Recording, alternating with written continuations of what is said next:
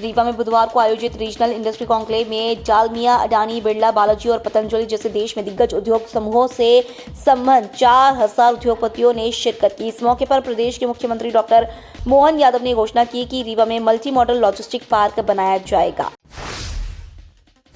मुख्यमंत्री डॉक्टर यादव ने इस मौके पर सिंगरौली और कट्टी में एक कंटेनर डिपो बनाने, यहां से एक्सपोर्ट सुविधा के लिए मल्टी मॉडल लॉजिस्टिक पार्क बनाने, सिंगरौली, सीधी, मऊगंज और मेहर में MSME का नया इंडस्ट्रियल एरिया डेवलप करने और रीवा और सतना में एक और नया इंडस्ट्रियल एरिया बनाने की घोषणा की। कॉन्क्लेव में ऊर्जा विभाग और नवीन एवं नवकरणीय ऊर्जा के विभाग के अपर सचिव मनोज श्रीवास्तव ने बताया कि रीवा की बिजली से दिल्ली की मेट्रो चल रही है। बाबा रामदेव की कंपनी पतंजलि के आचार्य बालकृष्ण ने कॉन्क्लेव में कहा कि उनका ग्रुप विंध्य में 1000 करोड़ का शुरुआती इन्वेस्टमेंट करने जा रहा है। आचार्य बालकृष्ण ने कहा कि पतंजलि यहां फूड प्रोसेसिंग, पर्यटन, IT और सोलर के क्षेत्र में काम करेगी।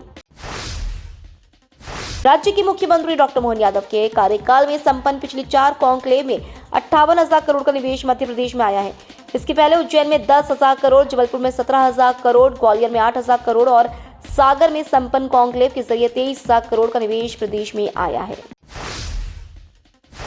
बॉलीवुड अभिनेत्री और सपा सांसद जया बच्चन की मां इंदिरा भादुड़ी की रीढ़ की हड्डी में फ्रैक्चर हुआ है, जिसके कारण वे घर में आराम कर रही हैं। इंदिरा भादुड़ी के स्वास्थ्य को लेकर बुधवार को कई तरह की खबरें आई थी। ये खबरें तब फैली जब मंगलवार रात अचानक इंदिरा भादुड़ी के नाते अभिनेता अभिषेक बच्चन और बुधवार दोपहर उनकी बड़ी बेटी जया बच्चन भोपाल पहुंची। बाद में इंदिरा भादुड़ी की छोटी बेटी नीता ने, जो इंदिरा के घर के सामने ही रहती है, मीडिया को बताया कि उनकी मां पूरी तरह ठीक है।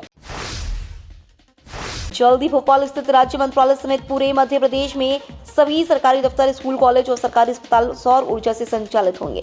राज्य के renewable energy minister Rakesh Shukla ने बुधवार को भोपाल में मीडिया से चर्चा में यह जानकारी दी। उन्होंने बताया कि प्रदेश में अभी करीब 7,000 मेगावाट सौर ऊर्जा का उत्पादन हो रहा है। उनका विभाग 8,000 मेगावाट और उत्पादन बढ़ाने की दिशा में तेजी से काम कर रहा है। नवकरणीय ऊर्जा मंत्री राकेश शुक्ला ने कहा कि हमारा लक्ष्य 2028 तक 20,000 मेगावाट सौर ऊर्जा उत्पादन का है। उन्होंने कहा कि प्रदेश में इलेक्ट्रिक व्हीकल पर सब्सिडी देने के प्रस्ताव पर वे मुख्यमंत्री से चर्चा करेंगे। शुक्ला ने कहा कि ओमकारेश्वर का फ्लोटिंग सोलर प्लांट पूरी तरह से स्वदेशी है और इसमें एक कील भी विदेश की नहीं लगी है।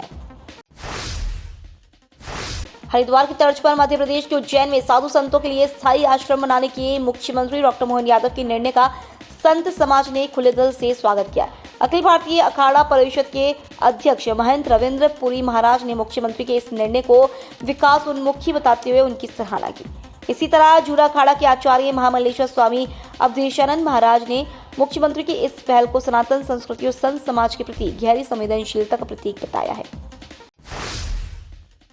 भोपाल में नर्मदापुरम रोड पर मिस रोड से ISBT तक सर्विस रोड को सीमेंट कंक्रीट से बनाया जाएगा। पिछड़ा वर्ग एवं अल्पसंख्यक कल्याण राज्य मंत्री और गोविंदपुरा से विधायक कृष्णा गौड़ ने गोविंदपुरा क्षेत्र में हो रहे सड़क निर्माण कार्यों की प्रगति की समीक्षा की। कृष्णा गौड़ ने बैठक में JK रोड पर चल रहे निर्माण कार्य को भी इस वर्ष दिसंबर अंत तक पूरा करने का निर्देश दिया। भोपाल में हुजूर विधानसभा के अंतर्गत नीलबढ़ क्षेत्र को जल्दी एक और बड़ी सौगात मिलने जा रही है। नीलबढ़ से बरखेड़ा नाथू तक का मार्ग 6 लेन में परिवर्तित किया जाएगा। क्षेत्रीय दौरे पर पहुंचे विधायक रामेश्वर शर्मा ने DPS चौराहे से मेंडोरी होते हुए हरिनगर नीलबढ़ नमो शिवाय मार्ग का निरीक्षण कर सड़क के चौड़ीकरण के निर्देश दिए। मध्य प्रदेश की मोहन सरकार के 10 महीने का कार्यकाल पूरा होने पर PCC चीफ जीतू पटवारी ने 10 सवाल पूछे हैं। पटवारी ने भोपाल में प्रेस कॉन्फ्रेंस कर कहा है कि पूर्व मुख्यमंत्री शिवराज सिंह चौहान की 33 योजनाओं को वर्तमान मोहन यादव सरकार ने पूरी तरह बंद कर दिया है।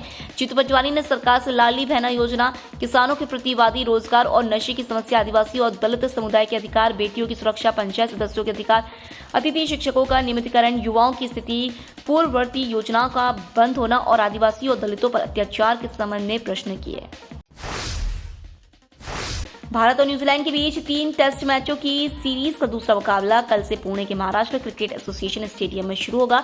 भारत को पहले टेस्ट में 8 विकेट से हार झेलनी पड़ी थी। दूसरे टेस्ट में भी भारतीय टीम का कॉम्बिनेशन वही रह सकता है जो पहले मैच में था, लेकिन इस बार कुछ नाम बदल सकते हैं। वहीं दूसरी ओर न्यूजीलैंड की टीम में कोई बदलाव होने की संभावना कम है। वे अपने विनिंग 11 के साथ कोई बदलाव नहीं करना चाहेंगे। भारत इस मैच में जीत दर्ज कर सीरीज बराबर करने के इरादे से उतरेगा। वहीं न्यूजीलैंड की कोशिश भारत में सीरीज जीतने की होगी।